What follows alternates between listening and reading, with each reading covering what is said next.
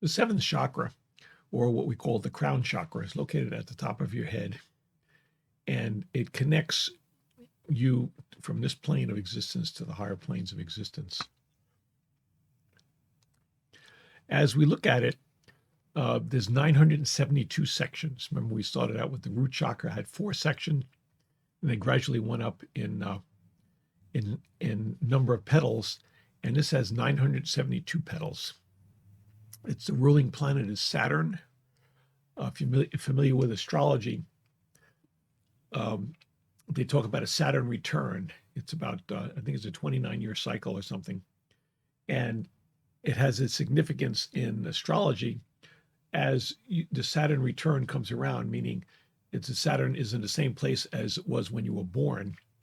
Special things happen at that. And when you're at 45 degrees, 90 degrees, and so far around the circle, they have different meanings and different stuff. So if you're into astrology, if you have an astrology reading, ask what your position of your Saturn return is. And a lot of times it means like if you're entering one point, you should be doing like continuing education. And if you at another point, you may be moving or doing a job change. At another point, you may be experiencing like starting a new business or starting something new in your life. So at various points is something interesting to look at. The crown chakra, or the seventh chakra, is considered to be connected to your pineal gland, and some people again say the pituitary gland, but most of the spiritual leaders say it's connected to the pineal gland, and that again, the pineal gland has a whole bunch of different things that we'll have to do a separate video on, connecting us to the spirit realm. And when it gets activated, when there's a certain amount of spiritual development in your body that takes place, in your personality that takes place. Its primary color is violet. Now, if you look at it, we started off with red in the root chakra, and we gradually worked up to all the colors. And violet is a very high frequency color, so it resides at the top of the chakra, because as we go up the chakras, each one increases in vibration. The astral centers are it connects us to astral life, and as we said, it's a direct link between the physical and the higher planes of existence. So the blockages that are associated with the crown chakra are unwillingness to be open to ideas, thoughts, or knowledge, psychosis, disassociation from the body, or being disconnected and ungrounded. If you remember, I've done some other videos on ways that I do grounding. And if you feel like you're disconnected or ungrounded, you may want to go back and visit those kind of those videos. Now this is what the crown chakra looks like. It's again, this is from a meditative state. This is what they've seen it as, and when they came out of the meditative state, they drew pictures of it.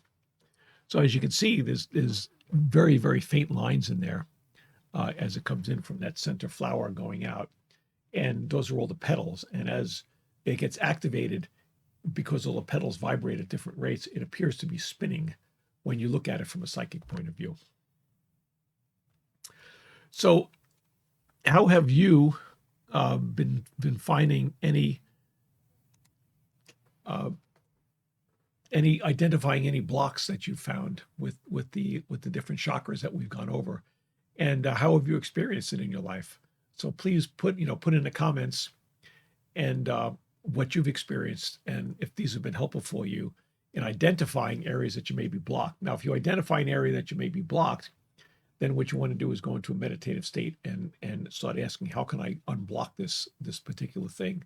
Or if you've identified what the block is, how can I work on personal development to overcome those blocks? So remember, number one was issues with personal needs. The second chakra, the spleen chakra, was self-esteem issues. The third chakra was power and assertiveness issues. The fourth chakra, your heart chakra, it was love.